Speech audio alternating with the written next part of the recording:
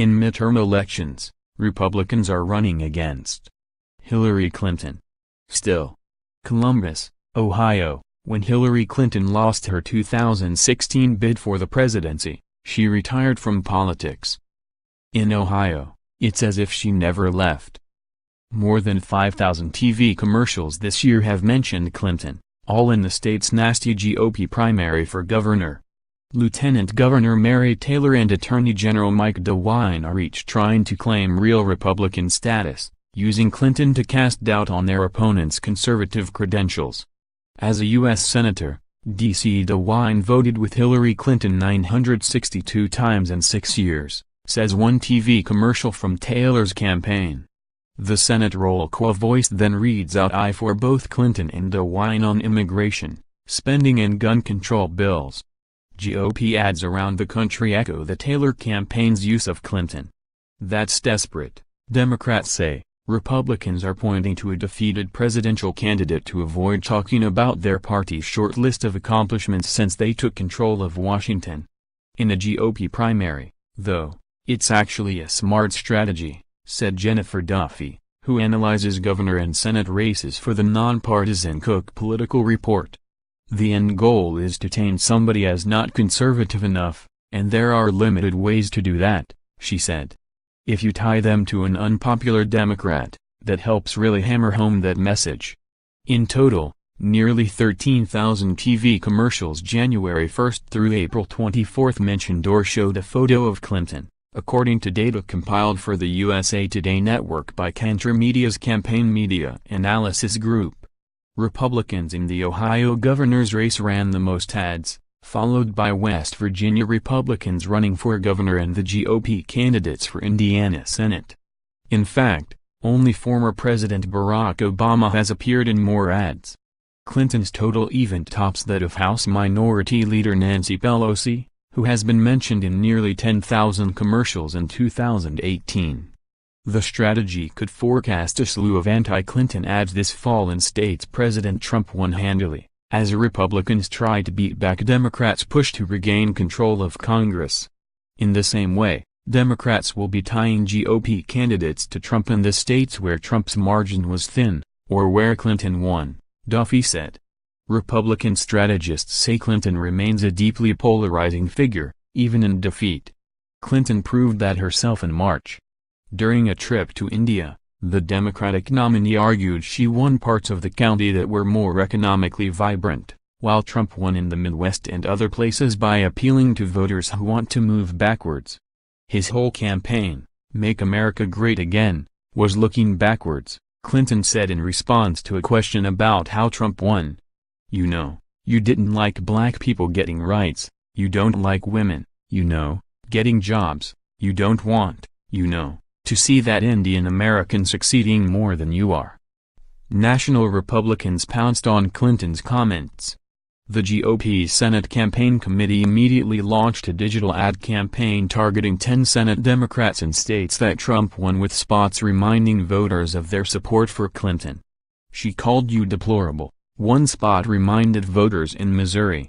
Now she's called you backwards. And if Claire McCaskill had her way, Hillary Clinton would be president. McCaskill is one of the most vulnerable incumbent Senate Democrat up for re-election this year, running in Missouri where Trump won by 19 percentage points. The NRSC ads also ran in Ohio, Montana, and elsewhere, sending Democrats into a scramble to distance themselves from Clinton.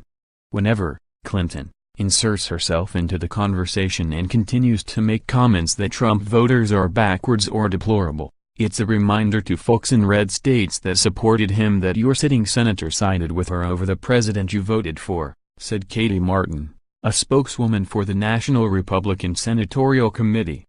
Republicans are the ones looking backward, Democrats say, because the GOP has nothing else to talk about as Republicans try to maintain their grip on power. It's obvious that Republicans are desperate, said David Bergstein, a spokesman for the Democratic Senatorial Campaign Committee. The GOP tax cut isn't as popular as Republicans had hoped, he said, and Republicans haven't accomplished much else. Moderate and independent voters may be worried about losing health care coverage or paying more under GOP proposals. This election will be a referendum on how Republicans have used their control of Washington to make life more difficult and expensive for working families, Bergstein said. But using Clinton makes it possible for GOP candidates to change the conversation. Voters know her, and it's easy to associate lesser-known candidates with what voters know, and don't like, about Clinton. She is a loser, said Andrew Downs, director of the Mark Downs Center for Indiana Politics. Candidates are going to want to tie Democratic candidates to the person who lost. You rejected her. You should reject this person, too. So far, in each of the states where negative ads mentioning Clinton have aired, Ohio, West Virginia, Indiana, Mississippi and Idaho, she lost badly to Trump in 2016. She lost by 42 points in West Virginia, which has a crowded GOP primary for U.S. Senate. There, Clinton was a natural to win ads against U.S. Representative Evan Jenkins, a former Democrat who switched party affiliations in 2013.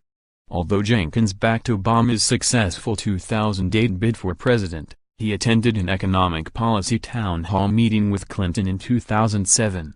Ads accuse him of participating in a campaign rally for Clinton.